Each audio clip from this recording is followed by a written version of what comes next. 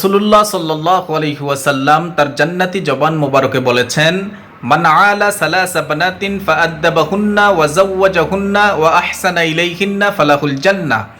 যে ব্যক্তি তিনটি কন্যা সন্তান লালন পালন করবে এবং তাদেরকে সুশিক্ষায় শিক্ষিত করবে এবং তাদেরকে বিয়ে দিবে, বিয়ের পরে ওই কন্যা সন্তানদের সাথে সদাচরণ করবে, আল্লাহ রসুল বলেছেন ফালাহুল জান্নাহ, তার জন্য জান্নাত রয়েছে।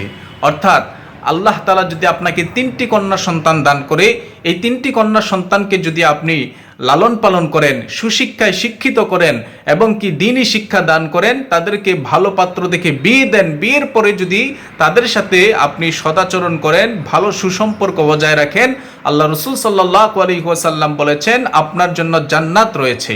আমাদের সমাজে এমন কিছু মানুষ আছে যাদের স্ত্রীর গর্ভে কন্যা সন্তান আসলে তারা অসন্তুষ্ট হয়ে যায়, অথচ আল্লাহ রসুল বলেছেন তিনটি কন্যা সন্তান লালন পালন করলে তার জন্য জান্নাত রয়েছে।